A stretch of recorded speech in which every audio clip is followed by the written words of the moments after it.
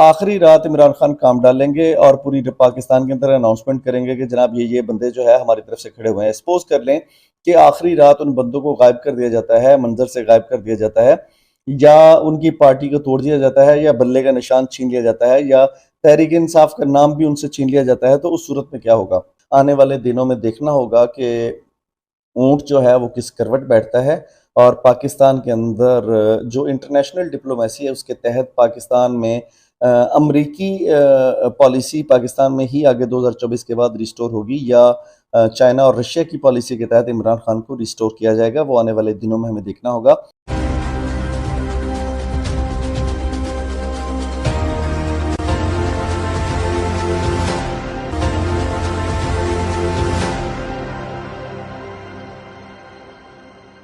अस्सलाम वालेकुम। पाकिस्तान के बेहतर मुस्तकबिल की ख्वाहिश लिए तीक इस्लाम आपकी खिदमत में हाजिर है। आज दोस्तों मैं बहुत दिनों के बाद आपसे गपशप के लिए आया हूँ और प्योर पॉलिटिकल गपशप है। असल में मैं आपको बताना चाह रहा हूँ कि मेरी कुछ सेहत की ख़राबी थी और मैं अभी जो है वो उसकी दवाई वगैरह ले रहा हूँ, मेडिसिन ले रहा हूँ, डोज ले रहा हूँ, लेकिन अभी भी जो है वो मैं मोहम्मदी बिस्तर लगाकर ज़मीन पर हूँ, क्योंकि मेरा मर्ज़ी कुछ ऐसा है। डिस्क प्रॉब्लम है जिसकी वजह से मेरी टांग में शिट्टी का पेन हो रही थी, चलना फिरना मुश्किल हो रहा है। तो मैं माजरत ख्वाह हूँ कि मैं आपसे इतने दिन गुफ्तगू नहीं कर सका। आज हमारा मौजू ये है कि इमरान खान जो है वो इलेक्शन में जीत जाएगा, मगर कैसे?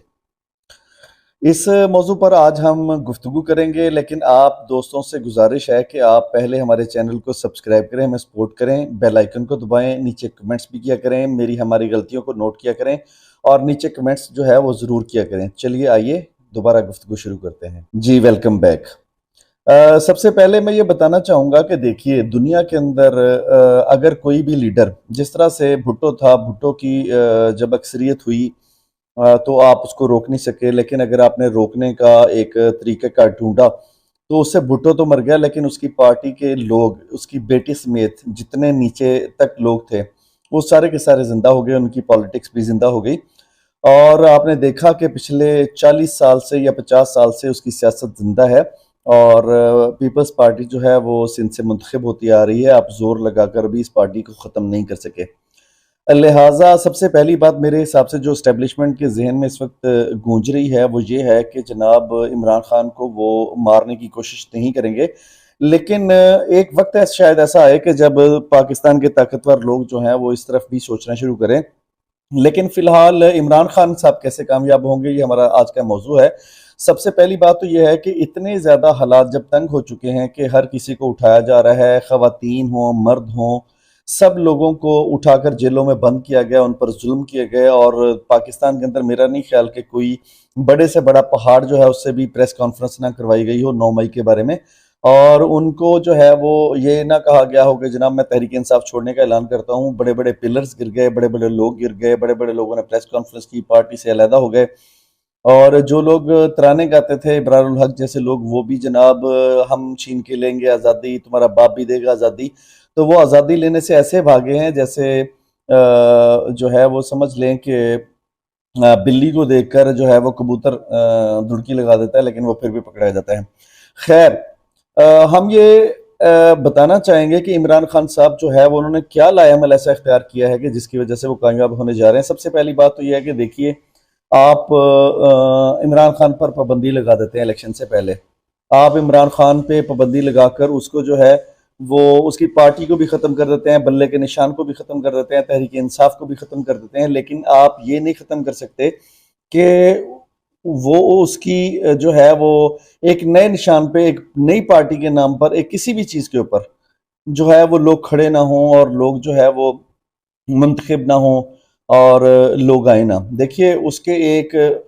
दफ़ा इलेक्शन से एक दिन पहले अगर वो कह देगा ना कि मैंने फलां फलां बंदों को पूरे पाकिस्तान में खड़ा किया है, तो लोग उसको वोट डाल देंगे। अब होगा ये कि शायद अगर ये पार्टी और उसका निशान बच जाता है तो सबसे पहले तो यह है कि पूरे पाकिस्तान में उन्होंने सबसे ज़्यादा वकला को जो है वो टिकट दिए हुए हैं।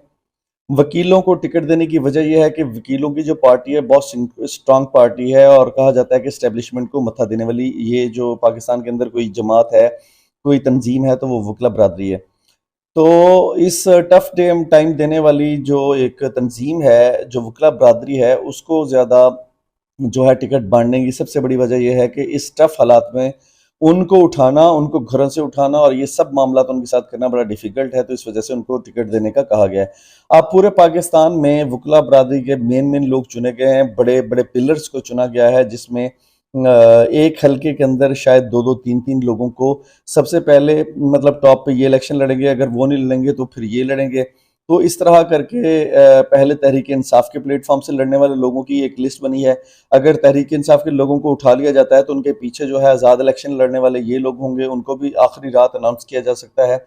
और इस तरह से जब पूरे पाकिस्तान में लोग खड़े हो जाएंगे और इमरान खान साहब की पार्टी जो है वो अनाउंस कर देगी कि पूरे पाकिस्तान में इनको हम तहरीक इंसाफ के प्लेटफॉर्म से खड़े कर रहे हैं, तो यकीनन अवाम धड़ाधड़ जो 80% कहा जा रहा है कि दुनिया के तमाम बड़े बड़े इंकशाफात और हो चुके हैं इस हवाले से कि जितने भी बड़े जो है वो एक सर्वे हैं वो ये कहते हैं कि इमरान खान की जो मकबूलियत है वो 80% से ज़्यादा है। तो 80% मकबूलियत अगर है और दूसरी तरफ 20% या 25% है या 10% है, तो वो जितने मर्जी जाली ठप्पे लगा ले, मेरा ख्याल है कि वो इलेक्शन जो है वो जीतना उनके लिए मुश्किल हो जाएगा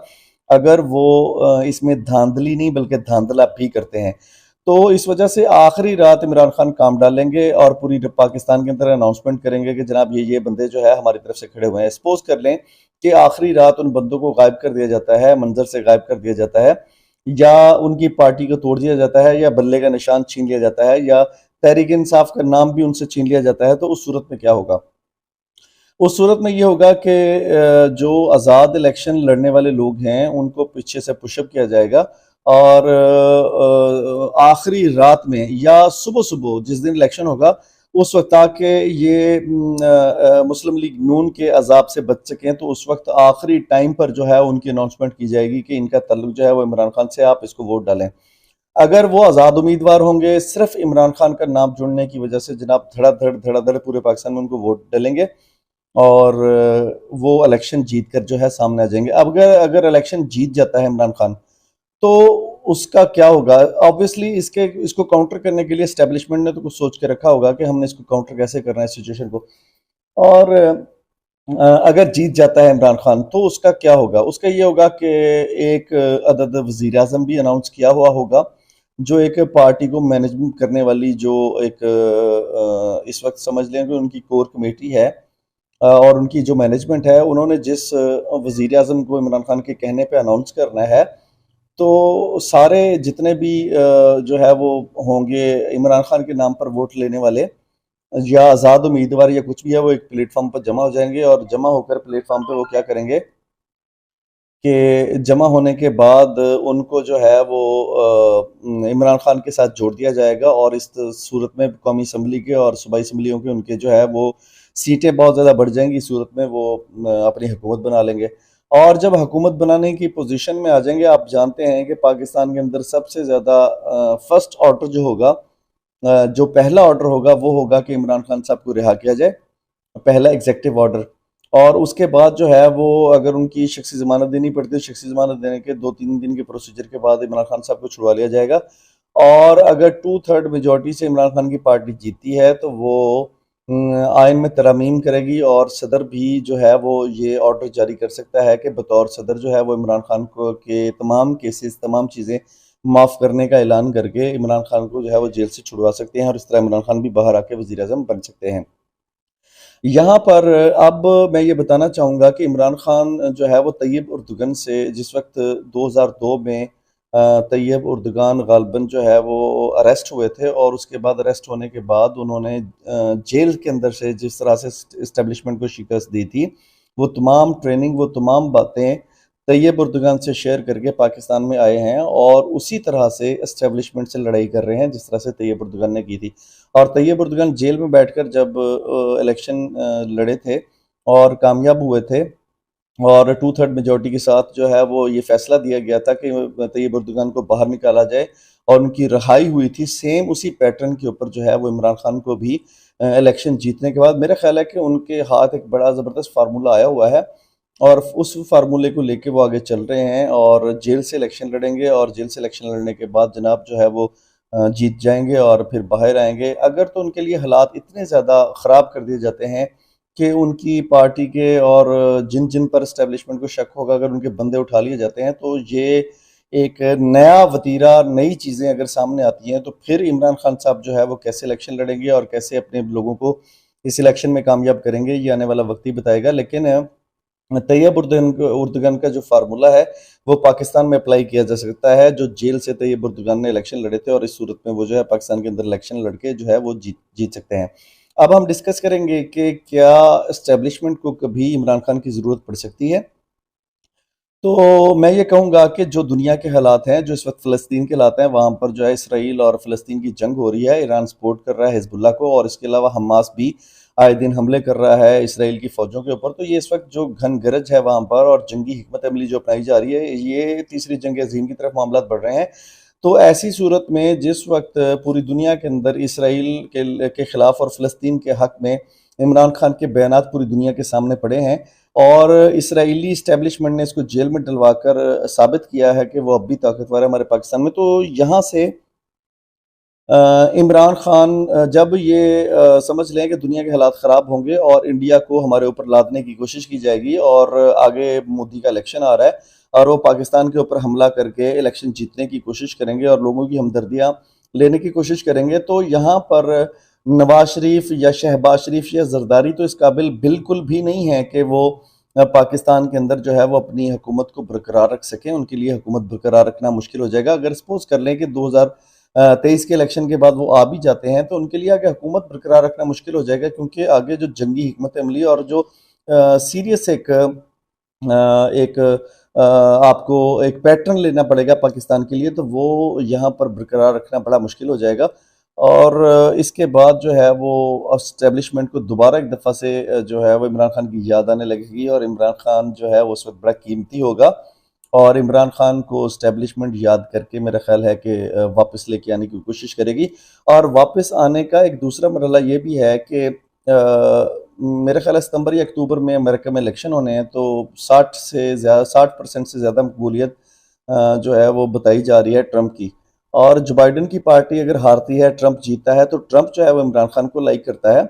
और उसकी इज़्ज़त भी करता है, रिस्पेक्ट भी करता है, क्योंकि ट्रंप की पॉलिसी बिल्कुल मुख्तलिफ थी। अफ़गानिस्तान से उसने फ़ौजें निकालने की बात की, इराक से फ़ौजें निकाली और इसके अलावा जितने भी मुस्लिम ममालिक थे वहाँ से अपनी फ़ौजें वापस लेके इस्टेब्लिशमेंट को ये पैगाम दिया कि आप दुनिया में अपना असला बेचने के लिए और जंगें करने के लिए आप जो है वो खुद से अपने आप को तैयार करते हैं ताकि आपके बिजनेस का फ़ायदा हो, इस्टेब्लिशमेंट का फ़ायदा हो, इस्टेब्लिशमेंट की जेबों पे पैसा जाए। तो बिल्कुल इमरान खान के पैटर्न पर वो हमें दुनिया के अंदर जो है वो लड़ाइयाँ करते हुए नज़र आते हैं अपनी फ़ौज के साथ और इस्टेब्लिशमेंट के साथ और खुल्लम खुल्ला ललकारते हैं। तो वो ऑब्वियसली अगर पसंद करते हैं इमरान खान को, तो अगले साल 2024 में अक्टूबर के अंदर या सितंबर के अंदर जब भी वटेवर इलेक्शन होते हैं तो वो इमरान खान को इम्पोज करने की या लाने की कोशिश करेंगे। तो इस तरह से जो भी यहाँ पर अमेरिका की मानकर चलते हैं, जब उनके अब्बू जी चेंज होंगे तो ऑब्वियसली वो पाकिस्तान के अंदर फिर इमरान खान के दोबारा तलवे चाटेंगे और पाँव पकड़ेंगे। लेकिन देखना ये होगा कि यहाँ पर एक सख्त रवैया ये अपनाया जा सकता है कि इमरान खान जैसे कहते हैं कि मुझे स्लो पॉइजन देने की कोशिश की जा रही है। अगर स्लो पॉइजन देते हैं और 6-8 महीने में उनकी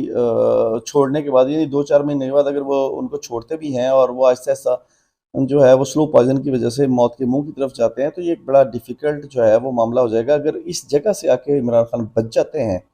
तो ऑब्वियसली ये एक ऐसा लम्हा होगा कि आगे चलकर पाकिस्तानी कौम की जो है वो जीत भी हो सकती है। ऑब्वियसली इमरान खान ने एक सख्त एहतसाब करना है और सख्त एहतसाब के नतीजे में पाकिस्तान के अंदर जो है वो बहुत ही भयानक जब एहतसाब होगा, बेरहम एहतसाब होगा, जिसकी मैं हमेशा बात करता हूँ। और 2016 से मैं बेरहम एहतसाब की इसलिए बात कर रहा हूँ कि पाकिस्तान के अंदर एक वाहिद शख्स इमरान खान ही है, क्योंकि आप देखते हैं कि इस्टेब्लिशमेंट ने अभी नारा लगाया है